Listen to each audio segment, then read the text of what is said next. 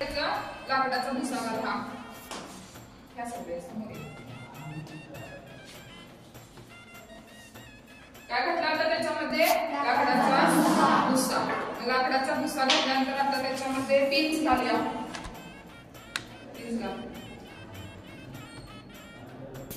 सगळ्या कागदाचे कपटे घाल. परत प्लास्टिकचा कागद घाल. आता काय घालणार हे पेनाची कॅप आणि ही एक पटली एवढा आपण याच्यामध्ये घालूया. सगळं मिक्स करत आहोत.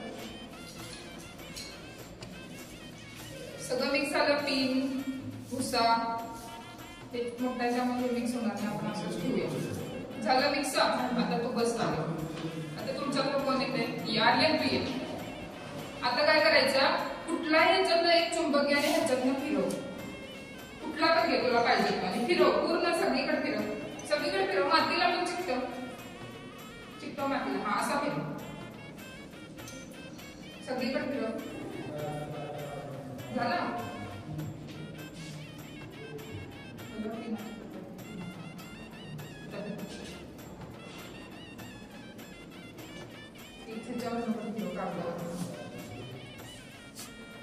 बघ ते घासू नकोस. पट्टी बघ.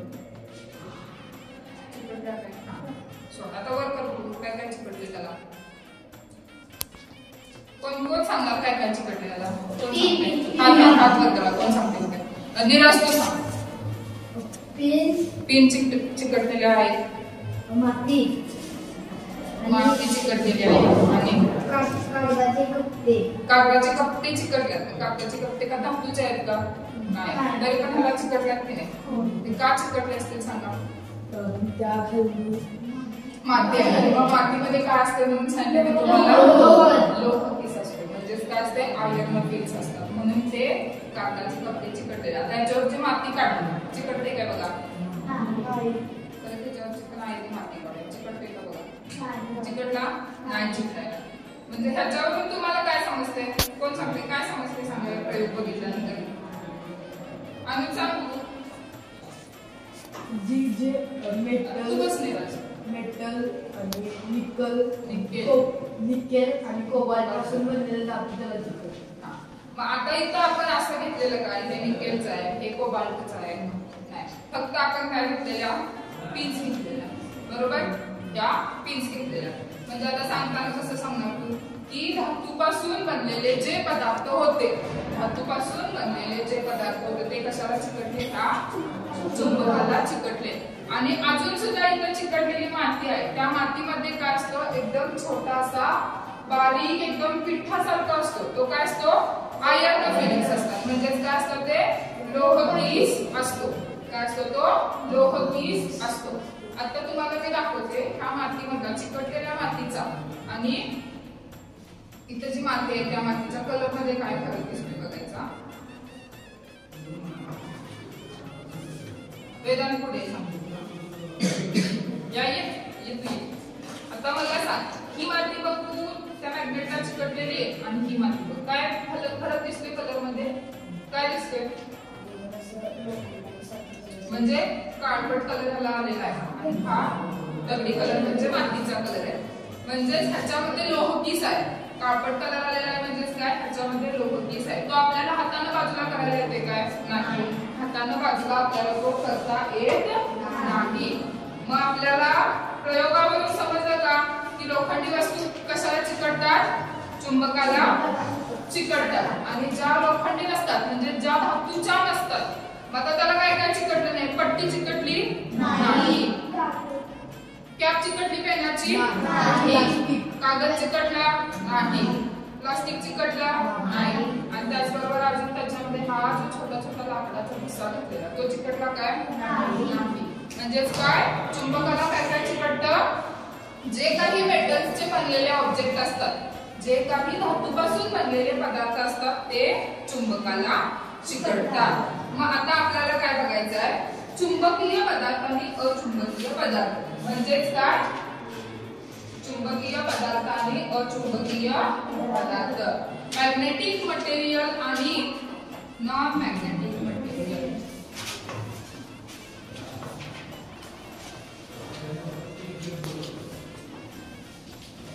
मटेरियल म्हणजे काय तर कोण अंदाज लावू शकते? कोण सांगेल?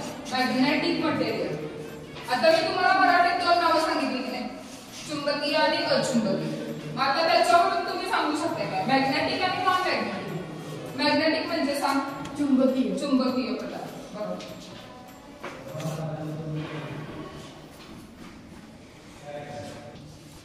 मॅग्नेटिक म्हणजे चुंबकीय पदार्थ आणि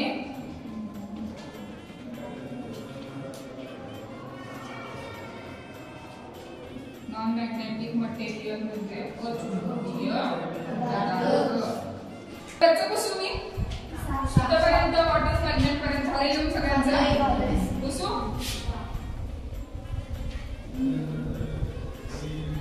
Firstly we can take a pins. Firstly we can take a pins and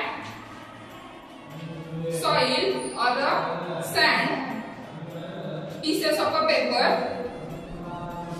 scale and cap of a pen.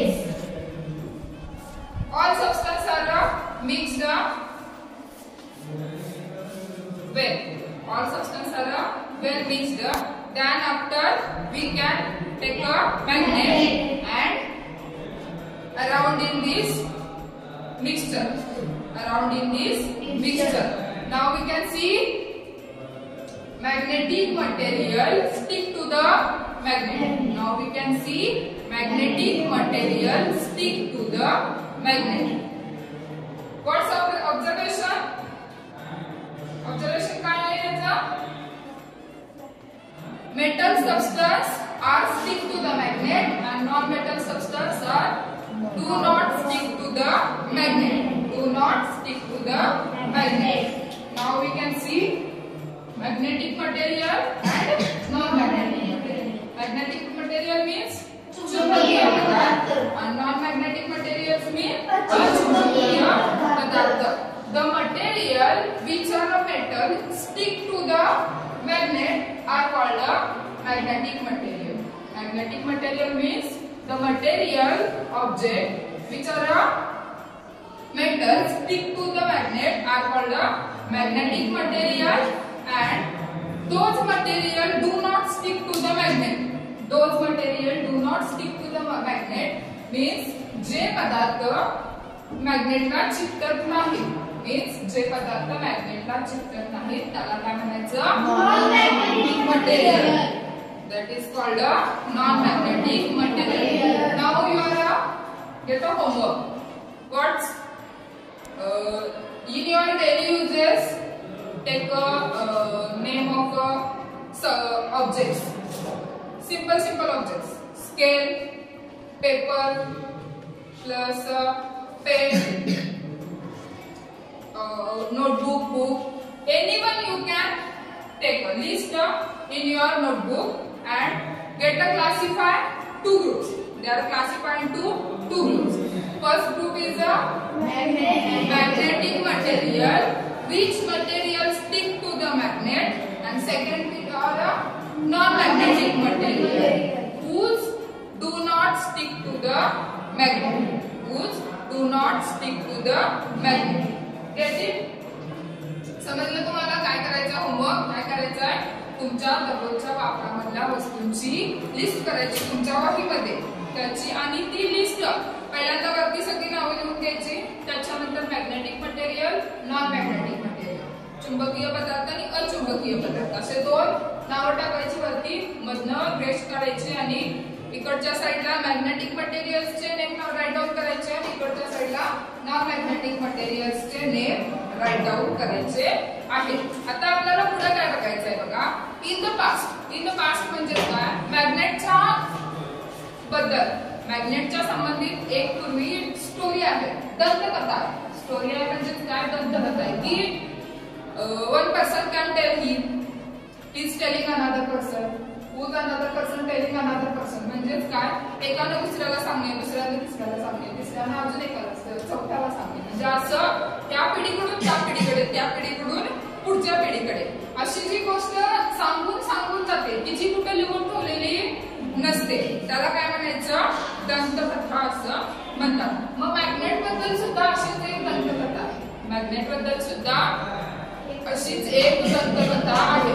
ती काय आहे आपण बघूया. म्हणजे ती कशाबद्दल आहे की मॅग्नेट डिस्कवर कसं झालं, मॅग्नेट फाउंड कसं झालं, मॅग्नेटचा शोध लागला कसा, कुणी लावला, ह्याच्याबद्दलची ती स्टोरी आहे. मग काय बघा, there is a legend about the discover of a magnet.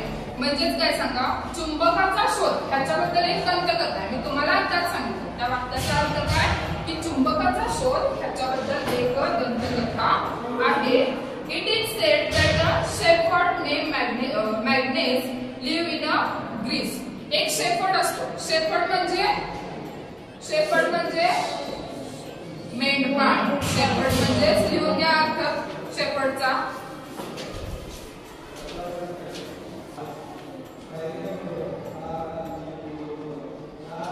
Shepherd म्हणजेच मेंढपाळ.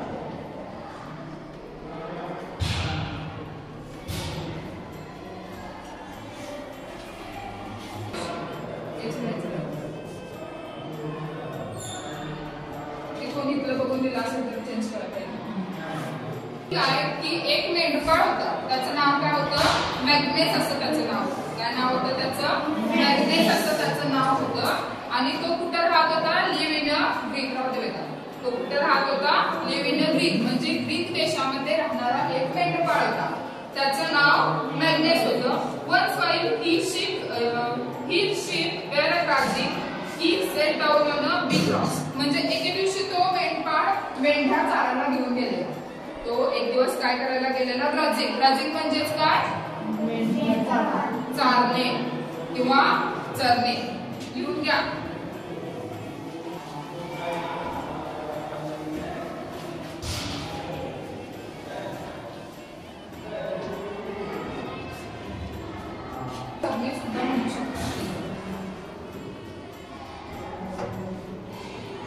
एक दिवस त्या मेंढ्या चारायला घेऊन गेलेला होता डोंगरामध्ये आणि तो एका बिग रॉकवर सेट डाऊन झाला. म्हणजेच तो एका मोठ्या खडकावर काय केला, बसला. जोपर्यंत त्याच्या मेंढ्या चरत होत्या तोपर्यंत बसला. But got the surprise, he got a when he tried to get up, he stuck and he shoes were stuck to the rock. म्हणजे सरप्राईज काय, आश्चर्य काय झालं की ज्यावेळी त्याचं काम झालं, त्याच्या मेंढ्यांचं चरून वगैरे सगळं झालं, त्याच्यानंतर तो उठून बाहेर चाललेला म्हणजे घरी यायला निघालेला. पण काय झालं, तो त्या दगडावरून उठायला गेला. त्यावेळी आश्चर्य काय झालं की त्याचे शूज म्हणजे त्याचे जे चप्पल होते ते चप्पल आणि त्याच्या हातामध्ये जी काठी होती ती काठी, ते दोन्ही त्या दगडाला स्टिक होऊन बसलं. म्हणजेच काय, ते दोन्ही त्या दगडाला चिकटून बसलं. मग he had to use great force to pull himself away from the rocks. म्हणजे त्यानं आपली जेवढी काही ताकद होती, his force, all of the force of his body, म्हणजे त्याच्या बॉडीमध्ये असलेला जो काही सगळा फोर्स होता, बल होतं, ताकद होती, ती सगळी ताकद लावून त्यानं प्रयत्न केला की त्या दगडापासून ते चिकटलेलं बाजूला करू. पण ते झालं नाही, ते बाजूला झालं नाही. ही realised that what had happened was because of iron ferrules on his stuff and the iron nails in his shoes. म्हणजे काय सांगा, खूप वेळ त्याने तो प्रयत्न केला काढायचा पण ते निघलं नाही. त्याच्यानंतर त्याला काय रिअलाइज झालं, त्याच्यानंतर त्याला काय वाटलं की माझ्या चप्पलमध्ये, माझ्या शूज मध्ये जे नेल्स आहेत त्या नेल्स मुळे आणि माझ्या काठीला जो फेर्युल्स आहे, फेर्युल्स म्हणजे एक कडा, त्याला काय म्हणतात, एक चकती म्हटलं तरी चालेल, त्या काठीला त्याच्या काय होतं, शेवटला एक कडा होता. मग तो कडा त्या कशाचा होता, धातूचा होता. आणि त्याचे नेल्स जे असतात, नेल्स म्हणजे खिळे, खिळे सुद्धा कशाचे होते, धातूचे होते. ते दोन्ही त्याच्यामध्ये असल्यामुळे ती काठी आणि त्याची चप्पल हे दोन्ही काय होत नव्हते, त्या दगडापासून बाजूला होत नव्हते. मग त्यानं काय केलं, later he show the rock to the everyone. म्हणजे त्यानं थोड्या वेळानं काय केलं, सगळ्यांना बोलवून आणलं आणि हे बघा काय झाले की माझी चप्पल, माझी काठी ह्या दगडाला चिकटून बसल्या, असं सगळ्यांना तो रॉक्स दाखवला. रॉक्स म्हणजे तो खडक जो होता, तो दगड जो होता, तो दगड त्यानं त्या सगळ्यांना दाखवला. त्याच्यानंतर बघा, the rock was named magnetite after Magnes the shepherd. मग तो जो दगड होता त्या दगडाला काय नाव दिलं, मॅग्नेटाइट. काय नाव दिलं त्या दगडाला, मॅग्नेटाइट असं नाव दिलं. मग सगळ्यांनी बघितलं त्याच्यानंतर मग आता एक दगड सापडलाय, मग त्याला नाव काय माहित नव्हतं, मग शोध लावलाय ह्यानं, म्हणून त्याचं नाव काय होतं मी सांगितलं मी तुम्हाला, मॅग्नेस. त्याचं नाव काय होतं, मॅग्नेस. मग त्या दगडाचा शोध ह्यानं लावला, त्या मॅग्नेसनं लावला, मेंढपाळानं, म्हणून त्या दगडाला लोकांनी नाव काय दिलं, मॅग्नेटाइट.